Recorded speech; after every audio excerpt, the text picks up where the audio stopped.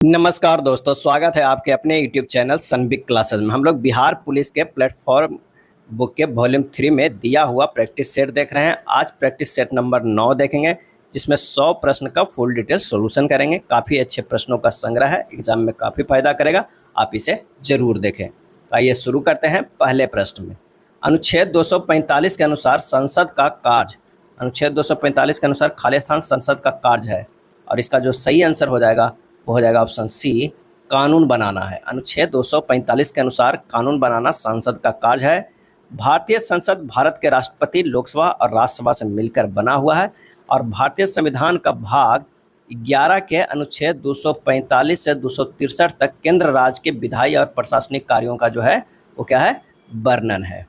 अगला है, भारत की अंतरिम सरकार 1946 के संदर्भ में वित्त मंत्रालय का कार्यभार निम्नलिखित में से किसने संभाला था, और इसका सही जवाब हो जाएगा ऑप्शन ए, लियाकत अली खान ने संभाला था। किसने? लियाकत अली खान में। 1946 के अंतरिम सरकार में मुस्लिम लीग के 5 सदस्य शामिल हुए थे। आई चंद्रीगर को वाणिज्य मंत्री बनाया गया था, गजनफर अली खां को स्वास्थ्य मंत्री बनाया गया था, जोगेंद्र नाथ मंडल को विधि मंत्री बनाया गया था, और अब्दुल रब नस्तर को संचार मंत्री बनाया गया था। मुस्लिम लीग की अंतरिम सरकार में शामिल होने पर कांग्रेस के 3 मंत्रियों को हटना पड़ा था। किन किन को? सैयद अली जहीर को, शरद चंद्र बोस को, असहाफत अहमद को। अगला प्रश्न है कि पिछड़ा वर्ग आयोग की अध्यक्षता खालिस्तान के द्वारा की गई थी, और इसका सही आंसर हो जाएगा ऑप्शन बी, काका कालेलकर के द्वारा। 29 जनवरी 1953 को काका कालेलकर की अध्यक्षता में काका कालेलकर आयोग का गठन किया गया था। गांधीवाद विचार काका कालेलकर की अध्यक्षता में 1953 में पिछड़ी जातियों का अध्ययन करने के लिए पहले पिछड़ी जाति आयोग का गठन किया गया था। 1955 में आयोग ने अपनी रिपोर्ट राष्ट्रपति को सौंपा था। आयोग ने 399 जातियों की पिछड़ी जाति के रूप में पहचान की तथा सभी स्त्रियों को पिछड़ी जाति में रखने की सिफारिश की थी। अगला है, इनमें से कौन 1946 ईस्वी में भारत भेजे गए कैबिनेट मिशन का एक सदस्य नहीं था, और इसका सही आंसर हो जाएगा ऑप्शन सी, रेजमे मैकडोनाल्ड। रेजमे मैकडोनाल्ड 1946 में भारत आए कैबिनेट मिशन का सदस्य नहीं था। कैबिनेट मिशन का रिपोर्ट पर ही भारतीय संविधान सभा का गठन हुआ था। इस मिशन के सदस्य थे लॉर्ड पैथिंग लॉरेंस, जो कि भारत के सचिव थे, एबी अलेक्जेंडर जो नौसेना मंत्री थे, और स्टैनफोर्ड क्लिफ्स जो थे वो व्यापार बोर्ड के अध्यक्ष थे। रैमजे मैकडोनाल्ड ने 16 अगस्त 1932 में हिंदुओं में दलितों के लिए अलग निर्वाचन व्यवस्था हेतु सांप्रदायिक पंचांट यानी कम्युनल अवार्ड की घोषणा की थी। अगला है, निम्नलिखित में से क्या संविधान की गहराई अनुसूची में शामिल नहीं है? संविधान की 11वीं अनुसूची में शामिल नहीं है, में से क्या है जो 11वीं अनुसूची में शामिल नहीं है? आंसर हो जाएगा ऑप्शन सी, ग्रामीण खेल। ग्रामीण खेल संविधान की 11वीं अनुसूची में शामिल नहीं है। भारतीय संविधान की 11वीं अनुसूची को 1992 में 73वें संविधान संशोधन अधिनियम द्वारा जोड़ा गया था। इसमें 29 विषयों को शामिल किया गया है। 11वीं अनुसूची में ग्रामीण विकास, गरीबी उन्मूलन, बाजार, सड़क, पेयजल आदि विषय जो है वो सम्मिलित किया गया है। अगला प्रश्न है, 100 रुपये का नोट किसके द्वारा हस्ताक्षरित होता है? 100 रुपये का नोट जो है वो किसके द्वारा हस्ताक्षरित होता है, और इसका सही आंसर हो जाएगा ऑप्शन कौन सा, ए हो जाएगा, आरबीआई के गवर्नर के द्वारा हस्ताक्षरित होता है। 1 रुपये के नोट और सिक्का का निर्गमन जो है वो वित्त मंत्रालय के द्वारा होता है। किसके द्वारा होता है? वित्त मंत्रालय के द्वारा होता है। बाकी सभी नोट जो है आरबीआई गवर्नर का हस्ताक्षर होता है। आरबीआई सभी नोट और सिक्का का परिचालन करते हैं। 1 रुपये के नोट पर केंद्रीय वित्त सचिव के हस्ताक्षर होता है। भारतीय रिजर्व बैंक द्वारा निर्गमित सभी नोटों पर हिंदी तथा अंग्रेजी को मिलाकर कुल कितनी भाषाओं में लिखा रहता है? 17 भाषाओं में लिखी होती है। 1969 में कितने प्रमुख निजी बैंकों को राष्ट्रीयकरण किया गया था? 1969 में, और इसका सही जो आंसर हो जाएगा ऑप्शन सी, 14 बैंकों को निजीकरण किया गया था। 1969 ईस्वी में जिन बैंकों की पूंजी 50 करोड़ से अधिक था उसका राष्ट्रीयकरण किया गया था। 1980 में जिन बैंकों की पूंजी 200 करोड़ से अधिक थी उसका भी राष्ट्रीयकरण किया गया था।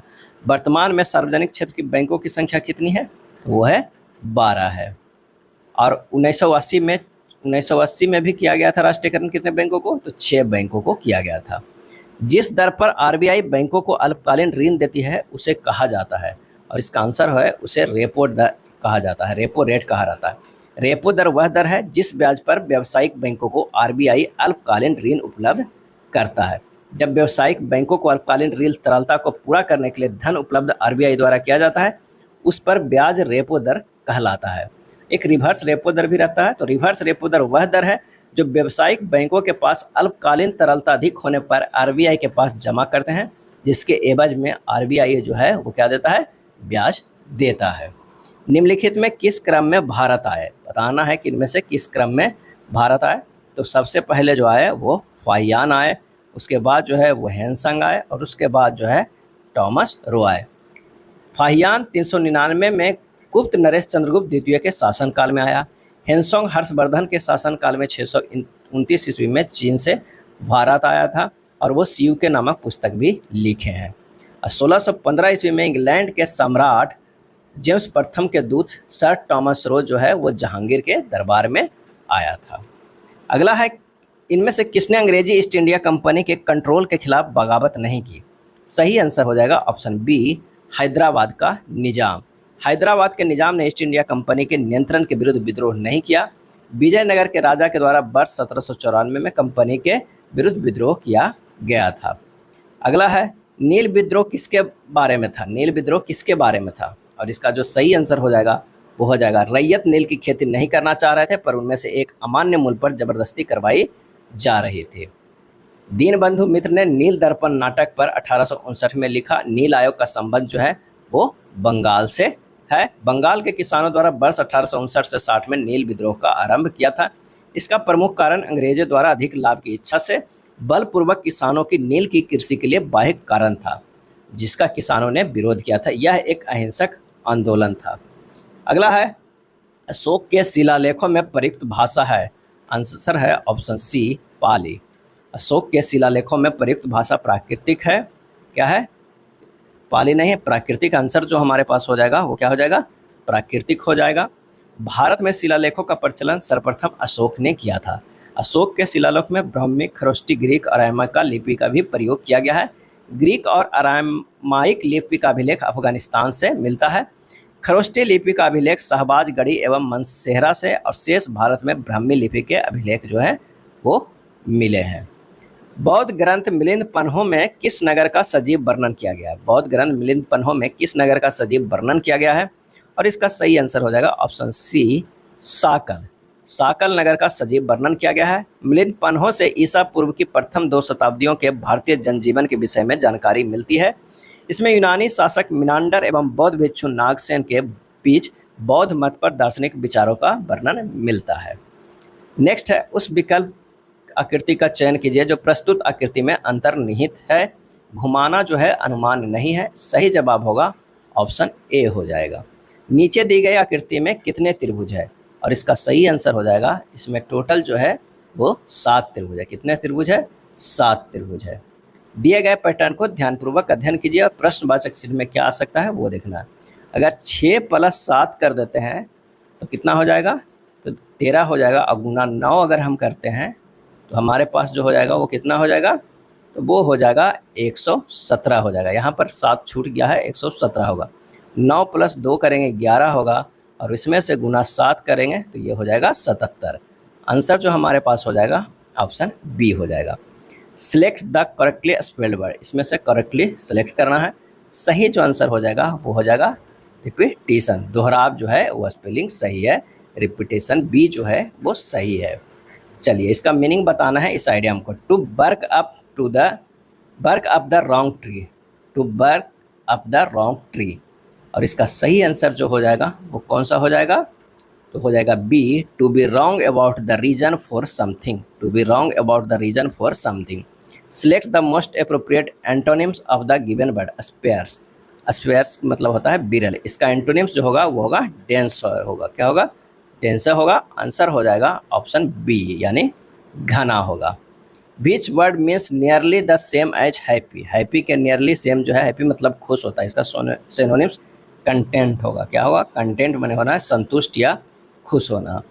Choose the appropriate option to complete the sentence the man are working there, खाली स्थान आर एट होम, और इसका सही आंसर हो जाएगा डी, वाइफ्स। मैन प्लूरल है इसलिए वाइफ्स को चुना जाएगा। यह भी स्पष्ट है जब मर्द लोग काम पर बाहर निकलते हैं तो उनकी पुतलियां ही घरों में रहती है।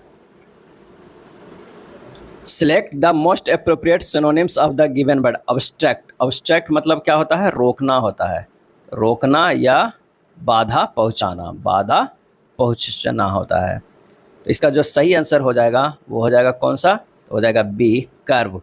कर्व मीन्स जो होता है वो होता है रोकना होता है। Select the option that can be used as a one word substitute for the given group of words, one who is not sure about God's existence.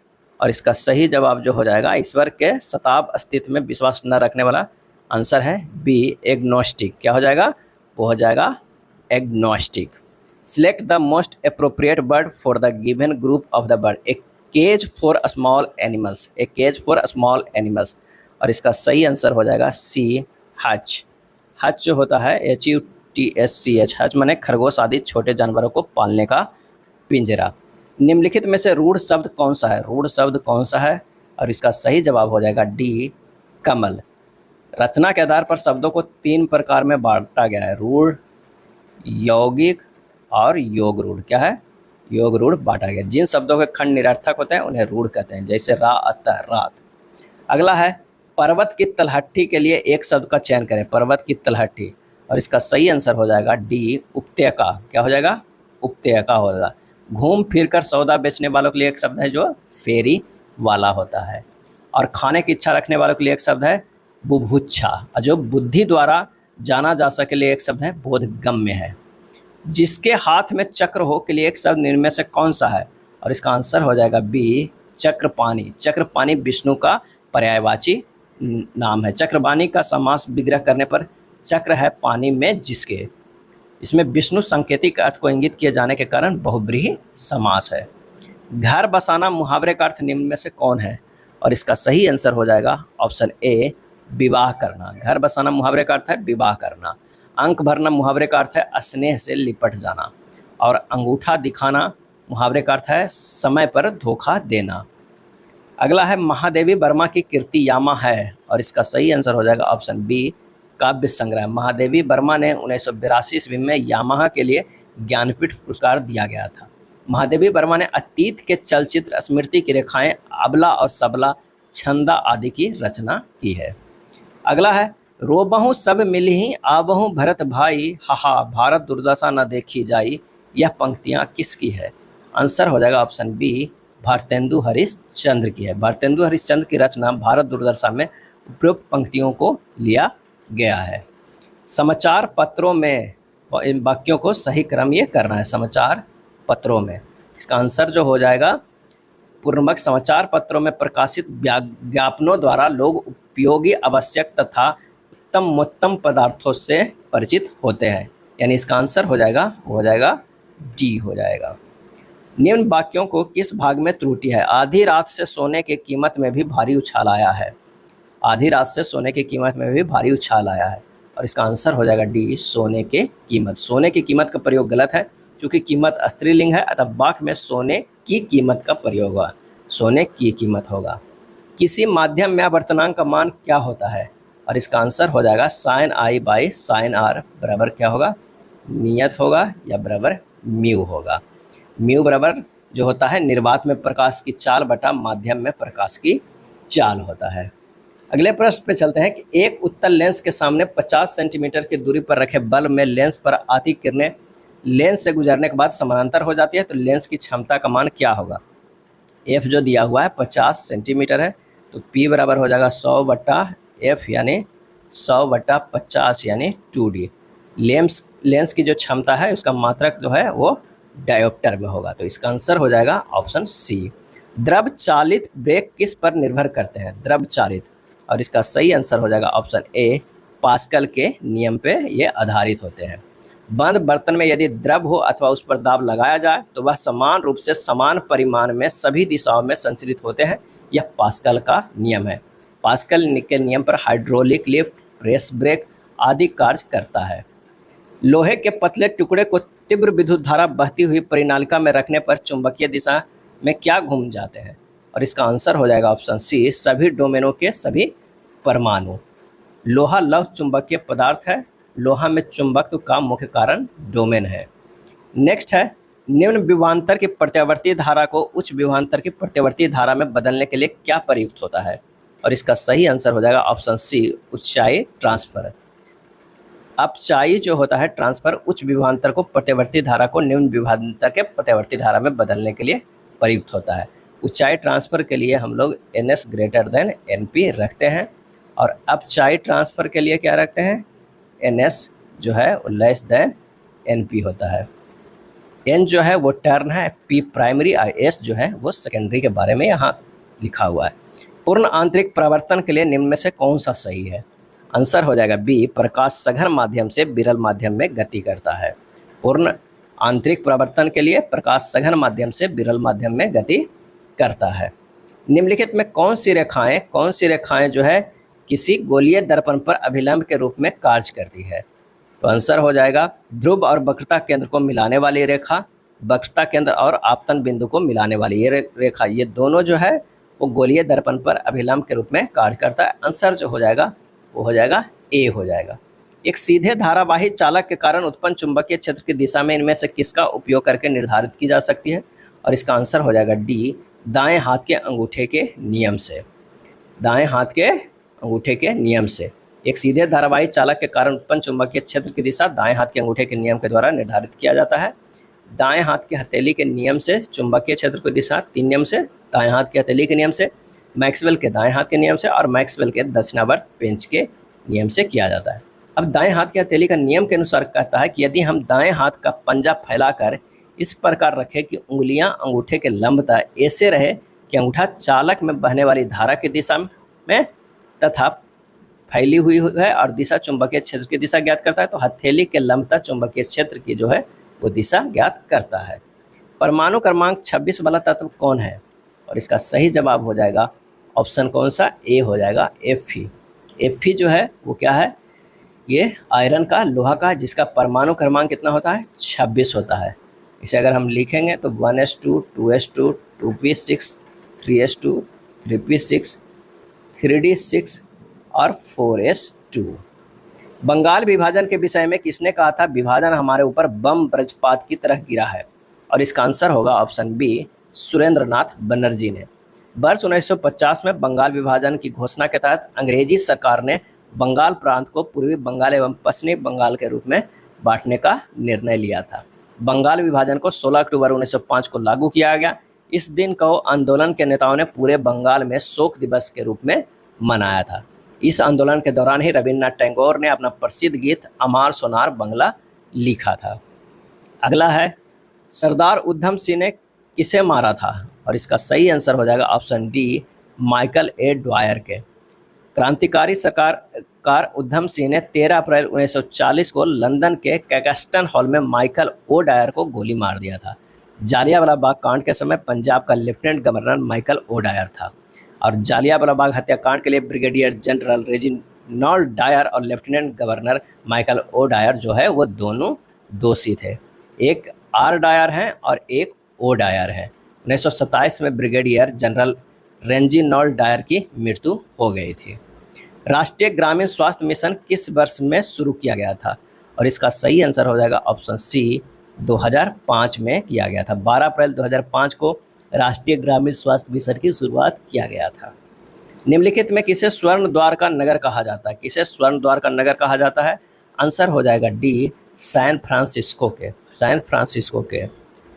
Bharat की संसद के नए भवन के प्रभारी वास्तुकार का नाम क्या है? नए भवन के प्रभारी वास्तुकार का नाम क्या है? और इसका आंसर हो जाएगा ऑप्शन ए, पद्मश्री बिमल पटेल। पद्मश्री बिमल पटेल। पुराने भारतीय संसद भवन को ब्रिटिश वास्तुकार एडविन लुटियस और हावर्ड बेकर के द्वारा डिजाइन किया गया था और इसका निर्माण 1927 ईस्वी में पूरा होने के बाद तत्कालिक वायसराय लॉर्ड इरविन द्वारा उद्घाटन किया गया था। ईस्वी सन 1946 में बनी अंतरिम सरकार में राजेंद्र प्रसाद के पास कौन सा विभाग था?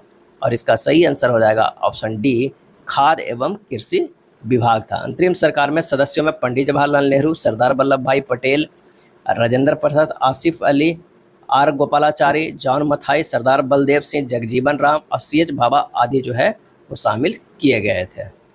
अगले प्रश्न पे चलते हैं। अगला प्रश्न है कि भारत के वित्त आयोग के संदर्भ में निम्नलिखित कथनों में विचार कीजिए और बताइए कि कौन सा कथन सही है। तो वित्त आयोग एक संवैधानिक निकाय है, ये गलत है। संविधान के अनुच्छेद 280 के तहत वित्त आयोग स्थापित किया गया था, बिल्कुल सही।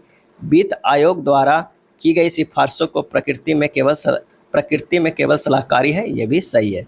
पहला वित्त आयोग 1950 में स्थापित किया गया था, ये गलत है। आंसर जो हो जाएगा वो सी, केवल 1 और केवल 2 और 3 जो है वो सही है। वित्त आयोग से एक संवैधानिक जो है, संवैधानिक आयोग है। वित्त आयोग के 1 अध्यक्ष और 4 जो है वो सदस्य होता है। प्रथम वित्त आयोग का जो रिपोर्ट है 1952 से 57 के मध्य लागू किया गया था और प्रथम वित्त आयोग का गठन केसी नियोगी की अध्यक्षता में 1951 में गठित किया गया था। किस राज्य में पहला लोकायुक्त स्थापित हुआ था? और इसका आंसर हो जाएगा ऑप्शन सी, महाराष्ट्र में हुआ था। महाराष्ट्र राज्य में पहला लोकायुक्त कब हुआ था? तो 1971 ईस्वी में नियुक्त किया गया था। भारतीय संविधान का अनुच्छेद 300 किससे संबंधित है? और इसका सही आंसर हो जाएगा ऑप्शन ए, मुकदमे तथा कार्यवाही से संबंधित है। भारतीय संविधान का अनुच्छेद 300 के अंतर्गत विधि के प्राधिकार के बिना व्यक्तियों को संपत्ति से वंचित नहीं किया जा सकता है। भारत में आर्थिक सुधार 1991 के दौरान प्रधानमंत्री कौन थे?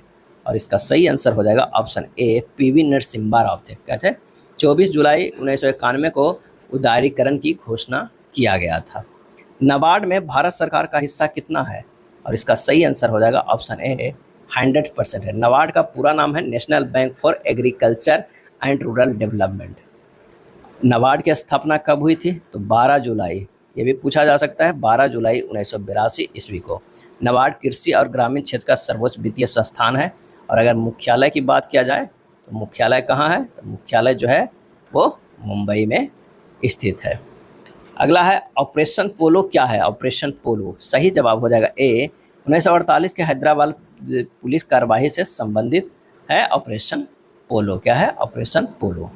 13 सितंबर 1948 को हैदराबाद रियासत को एकीकृत करने के लिए भारत की सैन्य कार्यवाही, जिसे ऑपरेशन पोलो के नाम से जाना जाता है, शुरू की गई, जो भारतीय इतिहास की एक महत्वपूर्ण घटना है। हैदराबाद के निजाम मीर उस्मान अली शाह कश्मीर संघर्ष में भारत सरकार की व्यवस्था का लाभ उठाना चाहते थे। आज़ादी के बाद भारत में शामिल होने से झिझक रहे थे और स्वतंत्र रहना चाहते थे।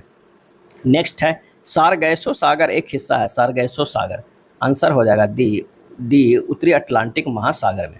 सारगैसो सागर उत्तरी अटलांटिक महासागर का एक हिस्सा है। इस सागर का नाम समुद्री शैवाल के एक प्रजाति के नाम पर रखा गया है। उत्तरी अटलांटिक महासागर में उत्तरी विषुवतीय, गल्फ स्ट्रीम तथा कनारी धारा जल का एक प्रति चक्रवर्तीय प्रवाह क्रम का निर्माण होता है, जिसमें शांत और गतिहीन जल पाया जाता है। यहाँ पर सारगैसम घास की अधिकता होती है, जिसके कारण इस भाग को सारगैसो सागर कहा गया है। एक लड़का घर से कॉलेज तक 35 किलोमीटर पर घंटे की चाल से जाता है, 3 किलोमीटर पर घंटे की चाल से वापस आता है।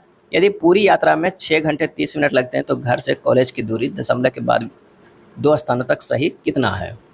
तो माना कि घर से कॉलेज की दूरी जो है वो डी है। डी बटा 35 प्लस डी बटा 3 बराबर कितना लगता है? 6 प्लस 30 बटा 60 घंटा। बस हमें इसे सोल्व कर देना है। तो 3D प्लस 35D बटा 105 बराबर 6.5 हो जाएगा। 38D बराबर हो जाएगा 6.5 गुना 105। डी बराबर हो जाएगा 6.5 गुना 105 बटा 38 यानी 17.96 किलोमीटर। घर से कॉलेज की दूरी 17.96 किलोमीटर। आंसर होगा ऑप्शन बी। मनीष ने एक एयर कंडीशनर 46,875 में खरीदा। इसके मूल्य का 8% वार्षिक दर के मूल्यह्रास हो रहा है, तो 3 वर्ष बाद एयर कंडीशनर की कीमत क्या होगी? तो एयर कंडीशनर की क्रय मूल्य जो है वो कितना है? तो 46,875 रुपया। मूल्यह्रास हो रहा है 8 वर्ष। अब समय कितना है? 3 वर्ष। अब एयर कंडीशनर की कीमत हो जाएगा कितना? 46,875 1 माइनस 8/100 की पावर 3 कर देना है, यानी हमारे पास हो जाएगा 40,875 गुना 23/25 गुना 23/25 गुना 23/25 आ जाएगा 36,501 रुपया। क्या होगा? 36,501। ऑप्शन सी हो जाएगा। नीता और राधा के पास रुपयों का अनुपात 7:15। राधा और सविता के पास 716 और गीता के पास 980 है, तो सविता के पास जो है वो कितने है? तो अगर गीता, राधा और ये सविता है, इनके पास 7 है और इनके पास 15 के अनुपात में, और इनके पास 7 और इनके पास 16 के है। तो अगर इसे करना है तो यहाँ पर भी 7 लिख दीजिए, यहाँ पर भी 15 लिख दीजिए। इससे 7 गुना कर दिए, 17 49 हो जाएगा, 15 7 75 से हो जाएगा, ये अनुपात में आ जाएगा। 15 गुना 16 जो है वो क्या हो जाएगा, 240 हो जाएगा। अब क्या रहा कि गीता के पास कितना है, गीता के पास 980 रुपया है, और गीता को जो हम यहाँ लिखें कितना, 49 इकाई बराबर 980 रुपया। पूछ किसने रहा है, सविता के पास, तो सविता का कितना 240, तो 240 इकाई बराबर कितना हो जाएगा, तो 980 गुना 240 अब बट्टा कितना है 49, यानी 4800 आ जाएगा। आंसर हो जाएगा ऑप्शन सी हो जाएगा। अगला है, एक व्यक्ति 11 घंटा में धारा की दिशा में 88 किलोमीटर तक और 12 घंटा में धारा के विपरीत दिशा में 72 किलोमीटर तक नाव चला सकता है, धारा की चाल क्या होगा। माना कि धारा की चाल जो होगा वो x किलोमीटर बराबर होगा। शांत जल में नाव की चाल जो है 22 किलोमीटर बराबर होगा। धारा की दिशा में चाल कितना हुआ, 88/11, तो 22 + x बराबर जो हो जाएगा 8, ये 1 हो गया। धारा के विपरीत दिशा में चाल 72/12, तो 22 - x बराबर जो हो जाएगा वो 6 होगा। हमारे पास हो गया कितना, 6, तो ये इक्वेशन 2 हो गया। अगर दोनों के हल करेंगे x का मान जो आएगा वो 1 किलोमीटर पर घंटा आएगा। क्या होगा, 1 किलोमीटर पर घंटा। आंसर हो जाएगा ऑप्शन सी। सुमन 40 किलोग्राम गेहूँ 12.5 रुपये पर किलोग्राम और 30 किलोग्राम गेहूँ 14 रुपये पर किलोग्राम की दर से खरीदती है। कुल मिलाकर 5% के लाभ प्राप्त करने के लिए उसे मिश्रण को प्रति किलोग्राम किस दर से बेचना चाहिए। तो चलिए इसे निकालते हैं। मिश्रण का क्रय मूल्य सबसे पहले निकालना होगा। क्या निकालना होगा, मिश्रण का क्रय मूल्य। तो क्रय मूल्य जो हो जाएगा वो 40 गुना 12.50 प्लस 30 गुना 14 बटा टोटल कितना खरीदा, 40 + 30, यानी 92/7 आ जाएगा। मिश्रण का विक्रय मूल्य प्रति किलोग्राम कितना हो जाएगा, तो 92/7 गुना 100 + 5/100, यानी क्योंकि 5% का लाभ लेना चाहता है, तो 92/7 गुना 105/100 काट पीट कीजिएगा 13.80 रुपया आ जाएगा। 13.80 ऑप्शन बी हो जाएगा। एक समबाहु त्रिभुज के प्रत्येक भुजा की लंबाई 22 सेंटीमीटर है। इस त्रिभुज का क्षेत्रफल जो है सेंटीमीटर स्क्वायर में हमें ज्ञात करना है। 22 सेंटीमीटर दिया हुआ है। तो समबाहु त्रिभुज का क्षेत्रफल बराबर जो होता है वो कितना होता है, यह होता है √3/4 इंटू भुजा के स्क्वायर होता है, यानी √3/4 गुना 22 के स्क्वायर, यानी √3/4 गुना 484, यानी 121√3 सेंटीमीटर स्क्वायर आता है। आंसर हो जाएगा ऑप्शन कौन सा हो जाएगा, 121√3 है, ये नहीं, ऑप्शन जो हो जाएगा बी हो जाएगा। Sec 60 degree into sec 30 degree plus tan 45 degree sec cos 0 degree plus sec 60 degree sin 30 degree का मान क्या होगा। तो यहाँ पर सीधे सीधे मान रख दीजिए। sin 60 डिग्री का मान √3/2, सेक 30 डिग्री का मान जो होता है 2/√3 प्लस tan 45 डिग्री का मान a और cos 0 डिग्री का मान जो है 1, एक हो गया, प्लस सेक 60 डिग्री का मान 2 और sin 30 डिग्री का मान 1/2। जब इसे हल कीजिएगा तो 1 + 1 + 1 आ जाएगा, 3 आ जाएगा। आंसर हो जाएगा ए। समानांतर श्रेणी 20 19.1/3 18.2/3 डॉट के कितने पदों का योग जो है वो 300 के बराबर है। यहाँ पर जो देखते हैं कि ए बराबर दिया हुआ है कितना 20, डी बराबर दिले है -2/3 और एस एन बराबर 300 जो है हमें पूछ रहा है। एस एन बराबर फार्मूला होता है n/2 × 2a + n-1 × d होता है। मान रखिए 300 बराबर n 2 गुना क्या हो जाएगा 20, n/2 है, 2 गुना 20 प्लस n-1 × -2/3, ये हमारे पास तो आ गया है। यहाँ जब और इसे सोल्व करेंगे तो ये होगा 600 बराबर n × 40 - 2/3n प्लस 2/3 होगा, यानी 1800 plus 2n square minus 122n = 0, n square minus 61n plus 900 = 0। Quadratic में आ गया, n बराबर 36 और 25 आएगा। अब s बराबर 36 जब मान रखिएगा तो संभव नहीं होगा, क्या होगा, संभव नहीं होगा। और s बराबर 25 रखिएगा तो मान 300 आएगा। हमारे पास जो आंसर हो जाता है n बराबर 25 जो है वो सही हो जाएगा। एथेनॉल में डाईएथिल ईथर का बनना किस अभिक्रिया पर आधारित है। एथेनॉल में डाईएथिल ईथर का बनना, और इसका आंसर हो जाएगा ऑप्शन ए निर्जलीकरण है। एथेनॉल से डाईएथिल ईथर का बनना निर्जलीकरण अभिक्रिया पर जो है वो आधारित है। चलिए अगले प्रश्न में, निम्नलिखित में कौन एक वैद्युत संयोजी बंध है? आंसर हो जाएगा डी MgCl2। MgCl2 इसमें मैग्नीशियम विद्युत धनात्मक धातु है, जबकि क्लोरीन जो है विद्युत ऋणात्मक है। अगला है, एक तत्व के दो समस्थानिकों के कौन से गुण से भिन्न हो सकते हैं? और इसका सही आंसर हो जाएगा ऑप्शन सी, द्रव्यमान संख्या। एक तत्वों के दो समस्थानिकों के द्रव्यमान संख्या गुण भिन्न होता है। किसी तत्व के परमाणु जिनका परमाणु क्रमांक या परमाणु संख्या समान होता है लेकिन द्रव्यमान संख्या भिन्न होता है, समस्थानिक कहलाता है। अगर हाइड्रोजन के हैं तो 3 समस्थानिक है, कौन कौन? प्रोटियम, ड्यूटेरियम और ट्राइटियम है। नाभिकीय रिएक्टर में न्यूट्रॉनों की गति को मंद कौन करता है? और इसका आंसर हो जाएगा ऑप्शन सी, भारी जल करता है। DTO का प्रयोग होता है। नाभिकीय रिएक्टर को नियंत्रित नाभिकीय विखंडन के सिद्धांत पर कार्य करता है। नाभिकीय रिएक्टर जो है नियंत्रित नाभिकीय विखंडन के सिद्धांत पर कार्य करता है। नाभिकीय ईंधन में क्या यूज होता है? यूरेनियम 235 और प्लूटोनियम 239 का प्रयोग किया जाता है। शीतलक के रूप में साधारण जल, भारी जल एवं द्रवित सोडियम का प्रयोग किया जाता है। किस हाइड्रोकार्बन के मध्य द्विबंध बनता है? और इसका जो आंसर हो जाएगा वो हो जाएगा ए, CnH2n का। CnH2n जो है वो क्या है? ये एल्कीन का सामान्य सूत्र है, और CnH2n जो है वो एल्केन का सामान्य सूत्र है, और CnH2n में जो है एल्काइन का सामान्य सूत्र है। क्या है? एल्काइन का सामान्य सूत्र है। नीचे दिए गए कथनों पर विचार कीजिए और सही उत्तर का जो है वो चयन करें। आइए देखते हैं। डोब्राइन ने त्रिक का नियम दिया। डोब्राइन ने त्रिक का नियम दिया, ये बिल्कुल सही। डोब्राइन ने विभिन्न गुणों वाले तत्वों को समूहों में व्यवस्थित करने का प्रयास किया, जिनमें प्रत्येक में 3 तत्व थे। इसका जो सही आंसर हो जाएगा ऑप्शन बी, केवल 1 सही है। कितना है? 1 सही। इन्होंने 3 समान गुणे वाले तत्वों को परमाणु भार के बढ़ते क्रम में व्यवस्थित किया, जिसमें मध्यवर्ती तत्वों का परमाणु भार अन्य दोनों तत्वों के परमाणु भार का औसत है। तो आंसर जो हो जाएगा बी हो जाएगा। निम्नलिखित में कौन सा रेडॉक्स अभिक्रिया का उदाहरण नहीं है? रेडॉक्स अभिक्रिया का उदाहरण नहीं है। सही जवाब जो हो जाएगा वो कौन सा हो जाएगा? तो हो जाएगा AgNO3 + NaCl, AgCl + NO3। ये नहीं है। आंसर जो हमारे पास हो जाएगा वो बी होगा, क्योंकि यह द्विविस्थापन अभिक्रिया का उदाहरण हो जाएगा। निम्न में किसमें उपस्थिति मौजूद नहीं होती है? निम्न में से किसमें उपस्थिति मौजूद नहीं होती है?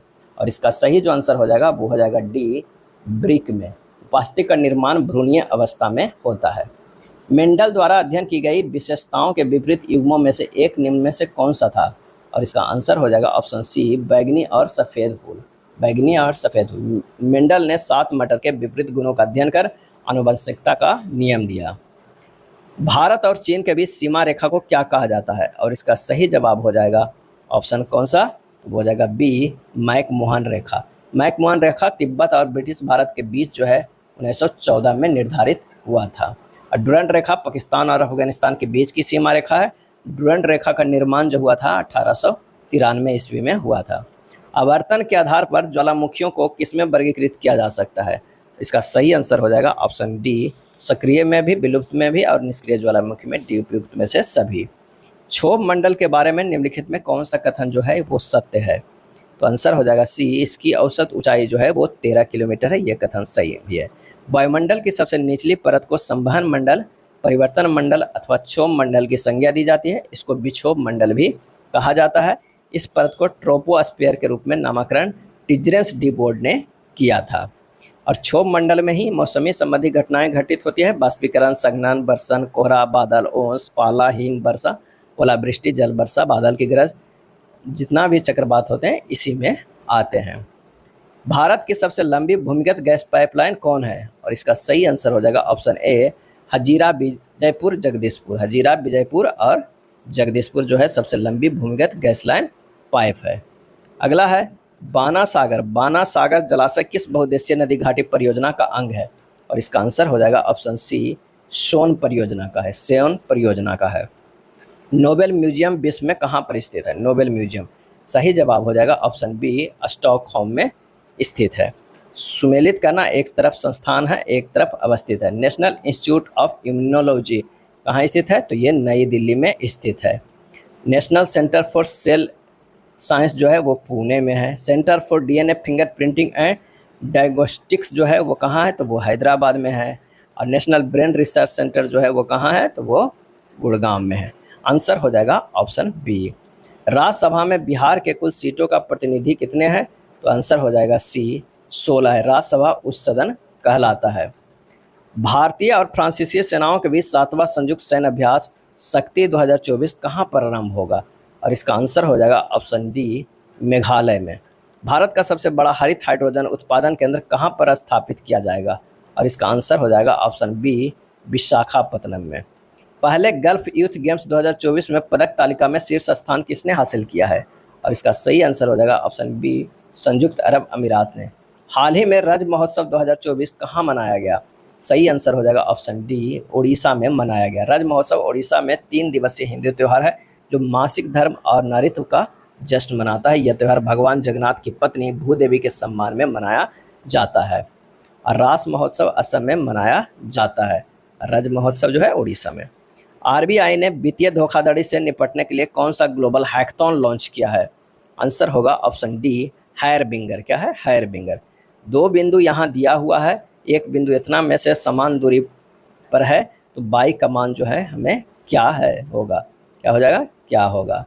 तो आइए इसे जब सोल्व करेंगे तो ये हो हमारे पास होगा कि -3 2 और -1 बाई की दूरी जो है कि दूरी के स्क्वायर बराबर जो हो जाएगा वो कितना हो जाएगा? ये हो जाएगा -4 -3 और कितना हो जाएगा? -1 बाई की दूरी के स्क्वायर हो जाएगा। दूरी के स्क्वायर हो जाएगा। जब इसे और आगे सोल्व करेंगे तो ये हो जाएगा कितना? -3 + 1 के होल स्क्वायर प्लस 2 - बाई के होल स्क्वायर बराबर होगा -4 + 1 के होल स्क्वायर प्लस -3 - बाई के होल स्क्वायर। ये आ जाएगा 4 + 4 + बाई स्क्वायर -4 बाई बराबर 9 + 9 + बाई स्क्वायर प्लस 6 बाई, तो -10 बाई बराबर 10 हो जाएगा। तो बाई बराबर जो आएगा वो कितना आएगा? -1 आएगा। आंसर होगा ऑप्शन सी। एक आयत की लंबाई और चौड़ाई में क्रमशः 8% और 5% की वृद्धि की जाती है तो आयत के क्षेत्रफल में कितने प्रतिशत की वृद्धि होगी? इसका जो फार्मूला होता है a + - b + - a into B बटा 100 के परसेंटेज कर दीजिए। 8 + 5 अब प्लस हो जाएगा 8 × 5 बटा 100% यानी 13.4%। आंसर जो हो जाएगा वो होगा ए। एक व्यक्ति ने अपनी साइकिल 17% हानि पर बेची। यदि उसने इसे 256 में अधिक में बेचा होता तो उसे 5% का लाभ होता। साइकिल का क्रय मूल्य क्या होगा? 17% + 5% कितना हो गया? 22%। 22% बराबर जो हो जाएगा 256 हो जाएगा। तो 100% बराबर कितना हो जाएगा?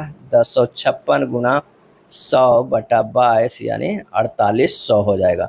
आंसर हमारे पास हो जाएगा बी। 15 पार्सल का औसत भार 20 किलोग्राम है।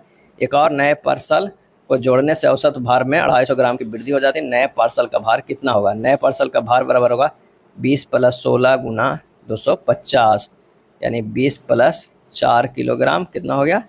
24 kg हो जाएगा। ऑप्शन हो जाएगा ए। पीडियाट्रिशियन बच्चे, तो डर्मेटोलॉजी क्या हो जाएगा? तो आंसर हो जाएगा ऑप्शन डी हो जाएगा, त्वचा। दिए गए समीकरण को गणितीय रूप से सही बनाने के लिए किन 2 चिन्हों को परस्पर बदलना चाहिए? इसका जो सही आंसर हो जाएगा वो होगा ए, भागा और गुना को अगर बदलते हैं 48 - 96 + 4 × 3 + 58 बराबर जो है हमारे पास वो 34 आ जाएगा। तो ये संतुलित हो जाएगा। आंसर ए हो जाएगा। 6 व्यक्ति हेमा, रेखा, जया, सुषमा, निम्मी और बरखा एक पंक्ति में उत्तर की ओर जो है वो मुख करके बैठे हैं। बरखा जया के बगल में नहीं बैठी हुई है। बरखा जो है वो जया के बगल में नहीं बैठी हुई है और जया एकदम दाएं सिरे पे बैठी हुई है। जया जो है वो दाएं सिरे पे बैठी है। दाएं सिरे पे इधर जो हो जाएगा दाएं हो जाएगा और इधर जो हो जाएगा बाएं हो जाएगा। निम्मी और बरखा के बीच केवल हेमा बैठी है। अगर मान लिया कि यहाँ पर बैठा देते हैं निम्मी को, यहाँ पर बैठा देते हैं बरखा को, यहाँ पर जो बैठे होंगे वो हेमा हो जाएंगे। निम्मी सुषमा और जया के बगल में नहीं बैठी है यानी सुषमा और जया जो है इधर होगी। अगर मान लिया कि यहाँ पर सुषमा के आ जाते हैं तो अब बच गया रेखा का। सुषमा और जया के बीच में केवल रेखा बैठी है। सुषमा और जया के बीच में जो है वो क्या बैठी है? रेखा बैठी हुई है। बरखा के दाईं ओर ठीक बगल में कौन बैठी है? तो इसका सही आंसर हो जाएगा ऑप्शन डी, सुषमा बैठी हुई है। टेस्ट्रस में से कौन सा हार्मोन मुक्त किया जाता है? और इसका सही आंसर हो जाएगा ऑप्शन ए, टेस्टोस्टेरोन मुक्त किया जाता है। किस समूह के पौधों को आमतौर पर शैवाल कहा जाता है? आंसर हो जाएगा ऑप्शन ए, थैलोफाइटा। किस तंत्रिका कोशिका के अक्षांशीय सिरे और दूसरी तंत्रिका कोशिका के द्रुमासम के बीच की संधि को क्या कहते हैं? और इसका आंसर हो जाएगा ऑप्शन सी, सिनैप्स कहते हैं। क्या कहते हैं? सिनैप्स कहते हैं। अगला है, निम्न में से कौन जंतुओं का सबसे बड़ा समूह है? जंतुओं का सबसे बड़ा समूह है। और इसका जो सही आंसर हो जाएगा वो कौन सा हो जाएगा? तो वो हो जाएगा ए, आर्थ्रोपोडा। आर्थ्रोपोडा संघ के प्राणी के देह गुहा हिमोसिल कहलाती है। और इस संघ के प्राणी प्राय एकलिंगी होते हैं। यह निषेचन शरीर के अंदर होता है, जैसे तिलचट्टा, झींगा मछली, केकड़ा, खटमल, मक्खी, मच्छर आदि आर्थ्रोपोडा वर्ग में आते हैं। कॉकरोच के हृदय 13 कक्ष के होते हैं, ये भी ध्यान रखिएगा। निम्नलिखित में कौन सा ऊतक का अंतरकोशीय क्षेत्र बड़ा होता है? और इसका सही आंसर हो जाएगा ऑप्शन ए, पैरेनकाइमा का।